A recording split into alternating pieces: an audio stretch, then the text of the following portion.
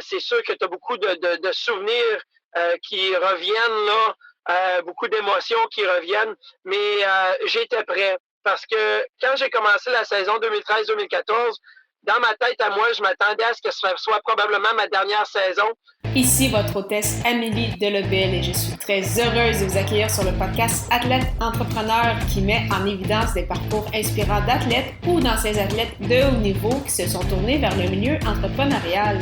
Ce rendez-vous hebdomadaire vous présente des entrevues qui seront vous motiver à atteindre votre plein potentiel. C'est parti! Bonjour, je suis encore une fois très heureuse de vous accueillir pour cette troisième saison de mon podcast Athlète Entrepreneur lors de cet épisode 186 sur Martin Biron, toujours à sa place dans le monde du hockey. Avant de vous partager l'extrait, je vous propose la formation Podcaster Pro de l'Académie du podcast qui est la formation francophone la plus complète pour non seulement lancer votre podcast, mais également en faire de l'argent. C'est d'ailleurs cette formation qui m'a permis de lancer ce podcast-ci, ainsi que mon autre, les médias sociaux en affaires. On parle de 6 modules distincts et 30 heures de contenu. Pour vous lancer également de cette aventure du podcasting, simplement vous rendre au ameliedelebel.com/lancer son podcast, lancer ER. Cette semaine, je suis encore une fois super heureuse de vous présenter une entrevue marquante, cette fois-ci avec l'ancien gardien de but de la Ligue nationale, Martin Biron. Martin Biron, que bien évidemment, comme plusieurs d'entre vous certainement, j'ai eu la chance en fait de le voir souvent à la télévision, plus particulièrement dans l'uniforme des Sabres de Buffalo. J'ai également eu plusieurs de ses cartes de hockey, donc je collectionnais un peu plus jeune, donc vraiment, ça a été une super belle entrevue d'avoir la chance de parler avec Martin qui a été très généreux de son temps aussi.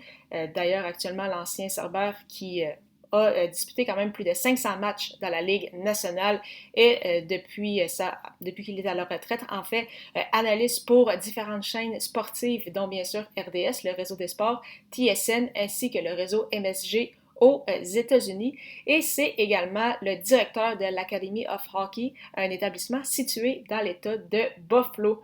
Alors, sans plus attendre, je vous laisse cette belle entrevue avec Martin Biron. Bonne écoute! Alors, je suis actuellement avec mon invité du jour, Martin Biron. Salut Martin, comment ça va? Ça va super bien, et toi? Ça va très bien, merci beaucoup. Alors, comme première question, est-ce que tu peux nous expliquer en fait pourquoi tu as commencé à jouer au hockey, puis quel a été ton parcours dans cette discipline? Et je vais te dire, on va avoir probablement besoin de 2-3 heures si on parle de mon parcours et pourquoi j'ai commencé à jouer. Je vais te donner la version là, assez raccourcie. Et écoute, quand j'étais jeune, j'ai grandi au Lac-Saint-Charles. C'est une banlieue de la ville de Québec. Puis mes parents avaient des billets de saison au Colisée pour les Nordiques. Alors, j'avais peut-être 3-4 ans. Écoute, une fois de temps en temps, mes parents m'amenaient à des matchs des Nordiques et on allait là, sur le bord de la bande, de la baie vitrée, durant la période de réchauffement, puis on regardait les joueurs et on allait à la pratique Yum Yum dans le temps, les chips Yum Yum. En tout cas, il y avait une pratique ouverte aux partisans. On allait aux pratiques. On était des gros fans. Surtout mes parents, mon père, il a toujours été un amateur de sport, ma mère aussi. Alors, avec le hockey professionnel à Québec, ils étaient des gros fans. Et moi et mon frère, vraiment, on a embarqué là-dedans.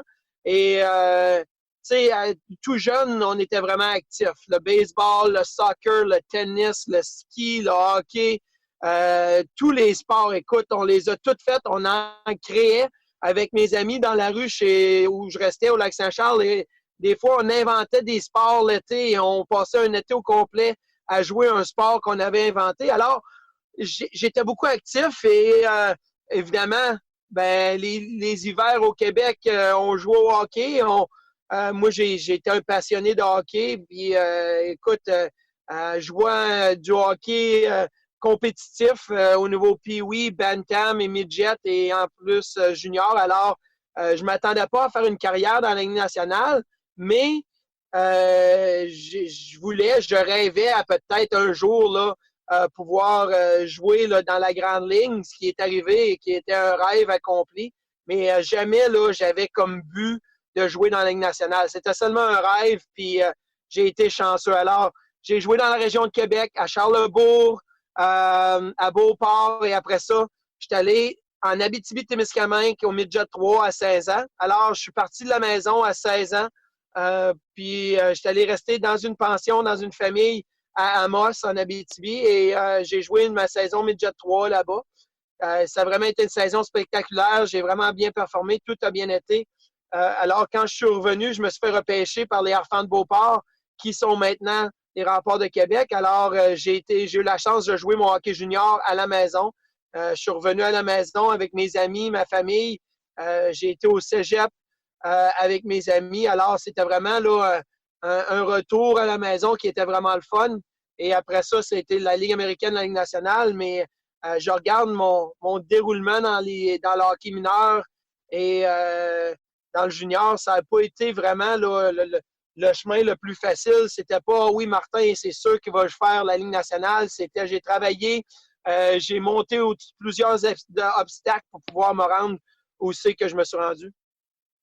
Puis justement, quel a été selon toi ton moment le plus difficile dans ton parcours? Puis quand as-tu retiré pour la suite des choses? Je pense qu'il y en avait deux. Un, quand je suis parti pour l'Abitibi, écoute, j'ai eu 16 ans le 15 août 1993 et le 16 août 1993, j'ai reçu un appel. Écoute, j'attendais là, la semaine tout de suite qui s'en venait. J'allais passer mon test pour mon permis de conduire et tout. J'étais déjà prêt pour ma dernière année, mon année secondaire 5 avec mes amis. Écoute, c'est une grosse année d'école, ça, pour célébrer ton départ d'école secondaire. Et le 16 d'août, aussitôt j'ai eu 16 ans, le 15, je me suis fait appeler par Serge Trépanier, qui était l'entraîneur-chef avec les Forestiers de l'Abitibi-Témiscamingue, qui m'a dit, écoute, on t'a choisi sur un repêchage de l'expansion un peu parce que Amos n'avait pas beaucoup de joueurs dans leur région, alors il venait piger des joueurs à Québec.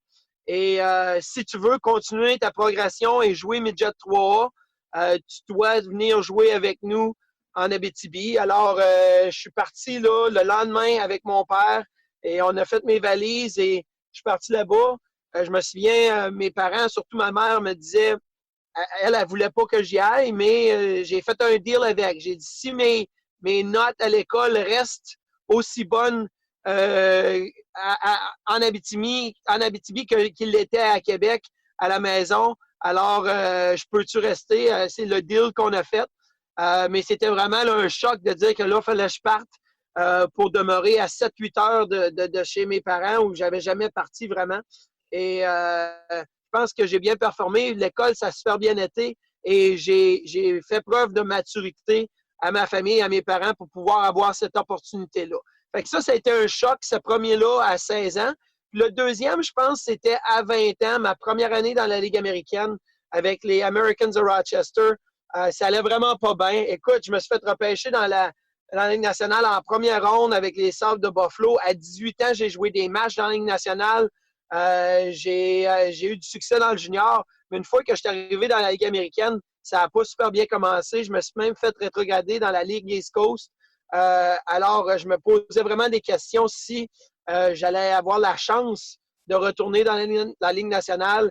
Et malheureusement, pour le gardien de but qui était à Rochester dans les temps avec moi, Mike Bells, a subi une grosse blessure au genou alors que j'étais rétrogradé dans la East Coast. Et là, je me suis fait rappeler à Rochester et j'ai profité d'une deuxième chance dans la Ligue américaine. J'ai bien fini la saison, une saison très spectaculaire l'année d'après. Et ma troisième année professionnelle, j'étais avec les Sabres de Buffalo. Alors, tu sais, des moments où tu dis, là, des moments clés dans une carrière où tu étais vraiment là, à une fourche là, dans le chemin. Tu aurais pu prendre le chemin gauche ou qui était moins bon, mais j'ai pris le chemin droit où il était meilleur. Et j'ai vraiment été chanceux là, dans une couple là, de décisions qui auraient pu affecter mon avenir.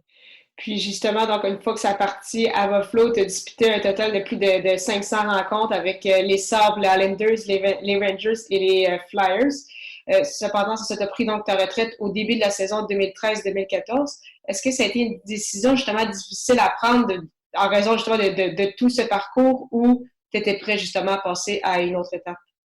C'est jamais facile de prendre ta retraite dans le monde du hockey, c'est sûr.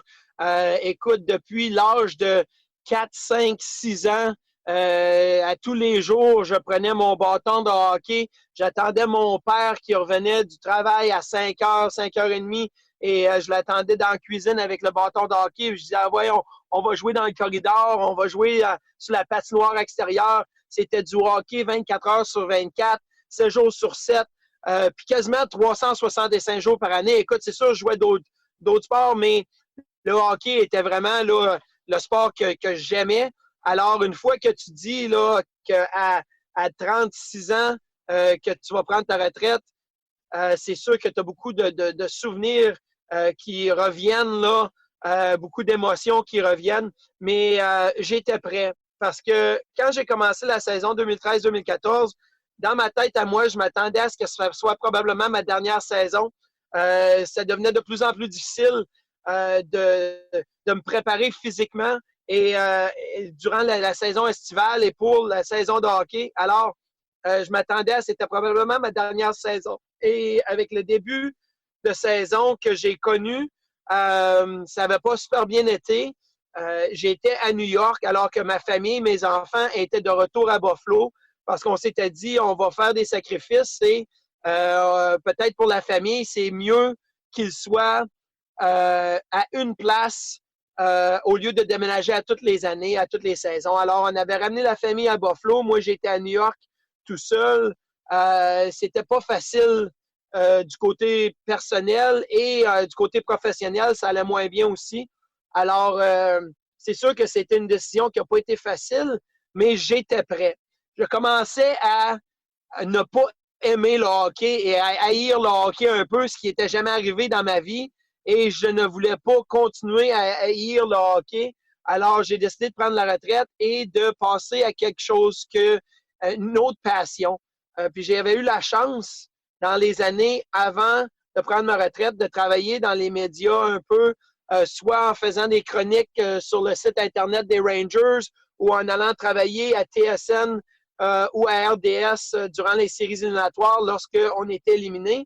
Alors, j'avais déjà préparé mon après-carrière, ce qui était là, un côté assez excitant pour moi. Alors, ça l'a vite fait que j'ai pris ma retraite et j'étais évidemment là, un peu en peine de prendre ma retraite, mais je me suis levé 2-3 matins plus tard et je me suis dit, OK, là, il y a quelque chose d'excitant en avant de moi et ça a passé tout de suite là, à mon après-carrière. Merci beaucoup encore une fois d'avoir été là et en souhaitant que vous ayez apprécié ce 186e épisode officiel d'Athlète Entrepreneur.